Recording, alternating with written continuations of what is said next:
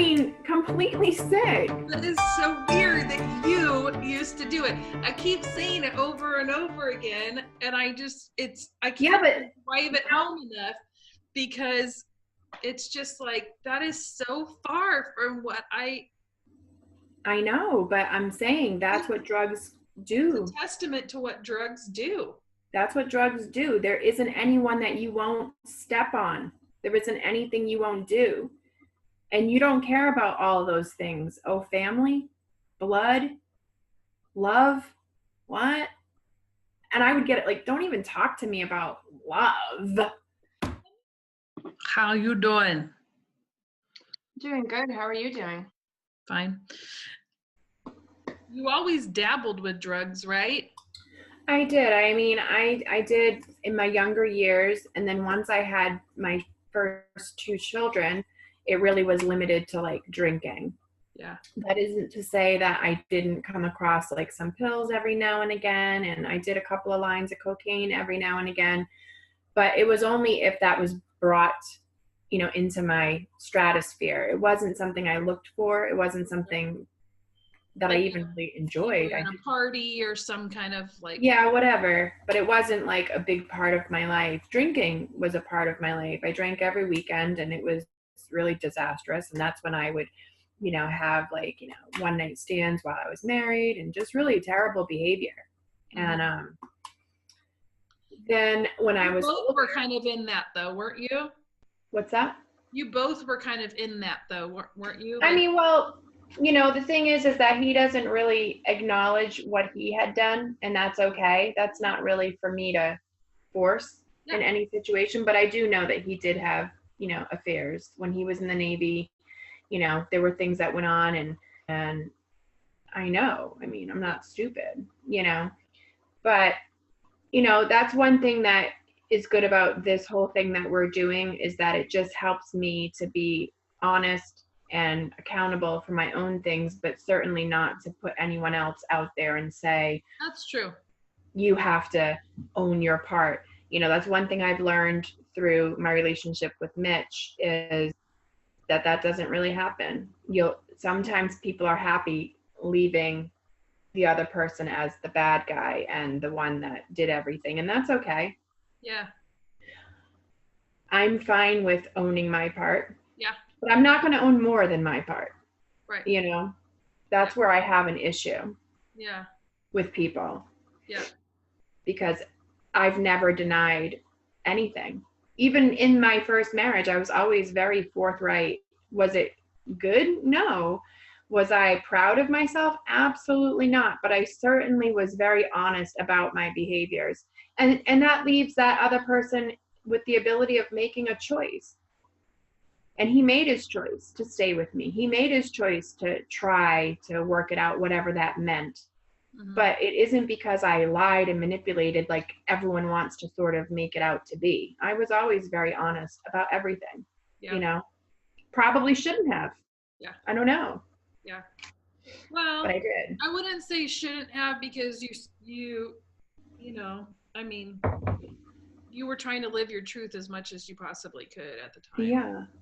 Yeah, and I didn't understand why I was doing the things I was doing anyway.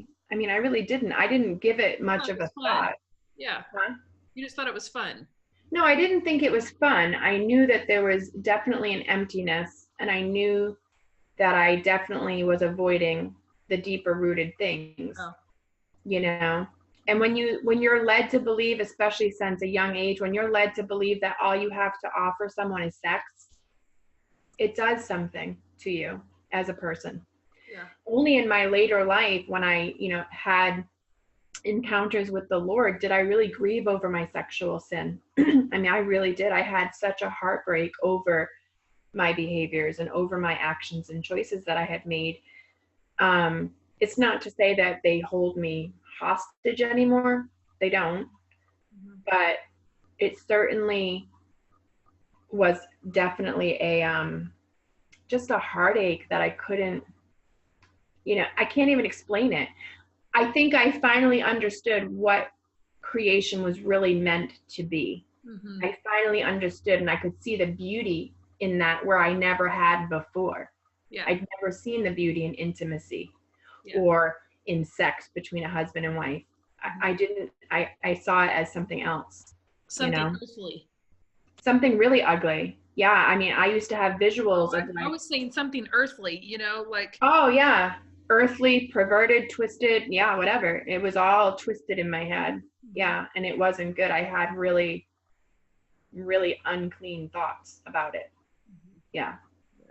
When my addiction started, like when I really sort of fell into like a real addiction lifestyle, it started going through my divorce. I was in a relationship with a woman for a few months, and she smoked crack cocaine, which I had never done. I'd never seen it. I knew that it was like kind of, I had my ideas about it. I was very judgmental about it, and I thought it was just for like prostitutes, losers, complete freaks that come out at night kind of a thing. I didn't really ever get exposed to it. Mm-hmm. And so having been exposed to it in that relationship, it was really just recreational at first, but quickly I really liked it. You know, I really liked the way it made me feel, and I just started doing it on a daily basis. I was working and I started stealing money from my job. I was taking like $500 a day from the cash register and using it on crack. And everything I had was starting to go on crack. And that was after my children had been taken, where they were, you know, taken permanently, where I didn't have them. Yeah. These are all things that happened in that time period. And so it just was like a perfect storm. And so I ended up, I was working at a convenience store, and that's when I met Mitch. I gave him the name Mitch. Oh. And I met Mitch. He came into that store like every morning to get a pack of cigarettes and, you know, a coffee. And I didn't even know who he was. I didn't have any thoughts about him because he didn't even like come into like my radar in my mind. And one day he came in, he was like angry, and he's like, when are you ever going to talk to me? I come in here every morning for coffee and cigarettes just to see your face, and you never acknowledge me. And I'm like, I don't even know who you are. Like, I'm like, whatever. So that's how I met him. But I didn't know. Yeah, I didn't know him. My friends actually knew him, and they were like, oh, he's a really good guy. He's got his own house. He has a great job. He's a real nice guy. They didn't know that. Were these friends like also drug users? And No, these were friends of mine. My friends didn't know that I was smoking crack with my friend. I kept it hidden from everyone because I was really embarrassed. I really was ashamed that I was a crackhead, you know? And so I really kept it down low. I didn't tell anybody, but my behaviors were really, you know, showing it, but I was isolating. I was only hanging out with people that smoked crack. So my friends would see me at work. They would see me at the bar if I was going to have a drink, but basically I was like already pulling away from everyone. Right. But anyhow, a couple of my friends did know Mitch, and they were like, he's a nice guy. You should go out with him. So while I was trying to get away from that crack addiction lifestyle, I started talking to Mitch, and I went into a detox for the crack, and he came to visit me, and I was like, I have to tell you the truth, like why I'm here. And I told him, I said, I'm here for, you know, smoking crack. And why did he think you were there?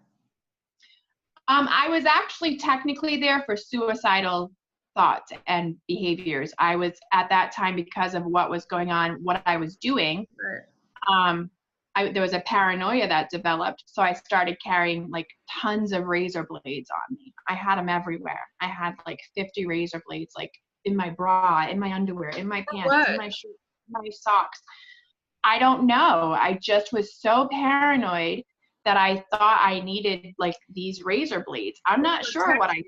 Or it was like protection. It was to kill myself. It was for whatever I thought I needed it for. I don't know. I just started hiding them everywhere on myself, and it was very weird. They were at my job. We had boxes of razor blades to open up things, and I just started taking them, and I felt better having them. It was the weird thing. I don't know. So they my friends found them on me and they were like, where are all these coming from? Like, why do you have, and then so they brought me to the hospital and then they admitted me for that. But I really was there because I was scared. I had been doing it every day for about a month at that point, and it freaked me out. I had no control. I couldn't stop. I was doing all kinds of crazy things and it wasn't really fitting my personality, and I didn't want to continue in that lifestyle. Things were already getting crazy. So when I told him, that's when he told me, he was like, oh, you know, I really appreciate you being honest with me and telling me that, you know, that's really hard to share with someone you don't know. And he said, you know, myself, I'm in recovery from heroin. And he had stopped for like a few months at that point, so he was clean, whatever. And when I left the hospital, I had already lost my apartment. I lost my jobs because they knew that I was stealing, and he moved me into his house. And I had my own bedroom and I was living with him. And, you know, it was all right at first, but I mean, I think the third night I was there, my friends that I was hooked up with crack started contacting me. And so I would take off and go on these binges with these people, and he would come and find me and drag me back. And he said, listen, if you want to do it, just do it here. I don't want you running the streets. So then we both started doing it together. And that's kind of how that went. And then I don't even know, I mean, time frame wise, I can't really give you because everything is so muddled together and there's so many things that happened, but it was always like a very short time. It was always like you go from 0 to 1,000 in like a day, you know what I mean? And so much happens in that time that I can't really say, but I know it was fairly quick. And he was like, this stuff is way too expensive. I mean, we were spending crazy money on it. And he was like, heroin is way cheaper. We can do that. And you won't need that crack anymore. So that's how I started doing heroin, you know? Yeah. And cheaper? I didn't know that. I mean, that's something that I didn't know, but is it more like it's more available, and why would it be cheaper? Well, because you never want to stop smoking crack. So it just keeps going for days. I mean, there are times that I stayed up for 9 days straight, 24 hours every day, never sleeping, completely out of my mind. I mean, I can tell you some stories. I mean, just completely out of my mind, sitting there eating a bowl of sunflower seeds as if it was cereal, you know, just totally gone, you know, totally gone, trying to kill people, crazy stuff, you know. It was absolute insanity. Hearing helicopters that weren't there, running out of buildings because I think they're coming to get me, whoever they are, and then there's nothing. So it's like, because I've seen like, you know, videos and stuff of people like, you know, they'll videotape people just walking down the street and just completely hallucinating and things like that. Yeah, it really messes with your psychosis or causes psychosis. And I was hallucinating all of the time. I was hearing dogs. I was hearing helicopters. I thought I could hear people talking. That state of mind was better than the state of mind having to deal with reality. I mean, it was for me, you know, because every time that I came down, I mean, my reality was just heart-wrenching to me. I would much rather be in another realm somewhere else. But I mean, all of it was scary. I mean, even talking about it, I'm getting like heart palpitations because I'm living like that thing. And it was just a very sick time in my life. And so when I was introduced to heroin, I mean, my first time I was shooting it up, my very first time, you know?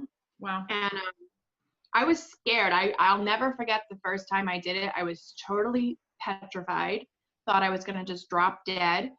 And I was really afraid because I had seen like movies and things, and I saw like, you know, what addiction did to people in that drug use of heroin. And he said to me, that's just in the movies. That doesn't happen in real life. You're in control, kind of a thing. So he shot me up. And as soon as it hit me, I looked right at him and I said, I've been missing this all this time. How did I not know about this? I was like so angry that I missed all these years of being able to find that feeling. That was like the most comforting feeling ever in my life when I did that. I felt just complete love wash over my body as it coursed through my veins, and I just felt so peaceful. My mind wasn't racing. I felt completely relaxed, and I just felt just so happy. Yeah, it was really just a wonderful thing in my mind at that time. Yeah. And then I had a lot of time to make up for. And I did, you know. Word. I hear that one. Word to your mother. Yeah. Isn't that song so good? Like when you hear it, are you like, that was like the perfect time for you to stop recording. That's why I did it, so you can use that